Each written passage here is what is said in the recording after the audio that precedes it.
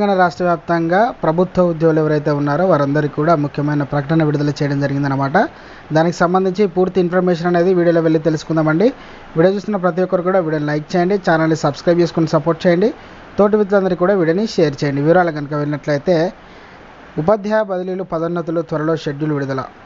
కేంద్ర ఎన్నికల సంఘం అనుమతితో రాష్ట్రంలో వెంటనే ఉపాధ్యాయుల బదిలీలను పదోన్నతులు చేపడతామని, బదిలీ అయిన వారిని రిలీవ్ చేస్తామని ఉపాధ్యాయ సంఘాల పోరాట కమిటీ, ఉపాధ్యాయ సంఘాల సంయుక్త కార్యాచరణ సమితి నేతల విద్యాశాఖ ముఖ్య కార్యదర్శి బుర్ర వెంకటేశ్వరరావు హామీ ఇవ్వడం జరిగిందనమాట.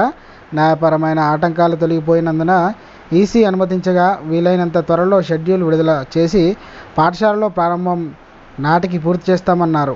అయితే ఎమ్మెల్సీ అంతేకాకుండా సీఎం రేవంత్ రెడ్డిని కలిసి ఉపాధ్యాయ సమస్యలు ఆయనకు వివరించి తెలియజేయగా ముఖ్యమంత్రి వెంటనే బుర్ర వెంకటేశ్వరరావుకు ఫోన్ చేసి ప్రతిపాదనలు రూపొందించి పంపించాలని సూచించారు. అనంతరం నర్సిరెడ్డి ఆధ్వర్యంలో నేతలు జంగయ్య వాళ్ళందరూ కూడా ఉన్నారు. అయితే సచివాలయంలో సమావేశమయ్యారు. ఇక గురుకుల పాఠశాల బదిలీలు, పదోన్నతుల ప్రక్రియ, వెంటనే సర్వీసు పర్సన్ నియామకం వీటన్నిటి కూడా త్వరలోనే ఇక రానున్న రోజుల్లో చేయబోతున్నామని మనకు సీఎం రేవంత్ రెడ్డి గారు అయితే హామీ ఇవ్వడం జరిగిందనమాట. ఇది ఉద్యోగులకు సంబంధించిన అదిరిపోయే శుభవార్త అండి.